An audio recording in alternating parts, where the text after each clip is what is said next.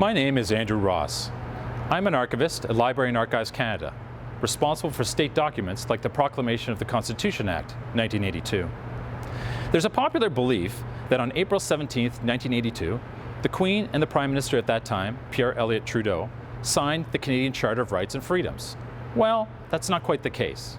What they actually signed was a proclamation that brought the Charter to life through the adoption of a law titled the Constitution Act, 1982. That day was also the beginning of the great adventure of preserving this important Canadian document. Indeed, at the time of signing, a dark grey sky hovered over Parliament Hill where the proclamation was signed, so it had to be done in a bit of a hurry.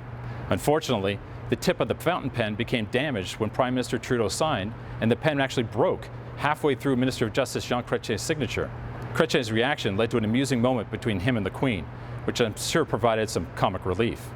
He quickly reached over and used a spare pen to finish. Meanwhile, rain had begun to fall, and the proclamation was permanently marked by raindrops. So later on indoors, the Queen was asked to sign another pristine copy. Unfortunately, that copy itself was also later vandalized with red paint. Although the Charter came into force through the proclamation on April 17, 1982, it was actually only 3 years later that it came into full effect. The implementation of the section dealing with equality rights was delayed so that all levels of government had time to align their laws and policies with the new requirements. Since the Constitution Act 1982 is several pages long and the proclamation does not actually contain any text of the Charter, a special poster was created that features the full text, in English on one side and French on the other. This is the version most Canadians associate with the Charter.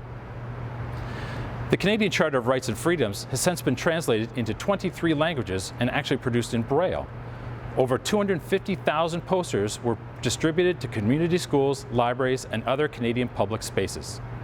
The Charter has since had a wide influence on similar laws around the world and is considered an enlightened model of how to balance competing legal interests in a modern, multicultural society. Happy 35th anniversary!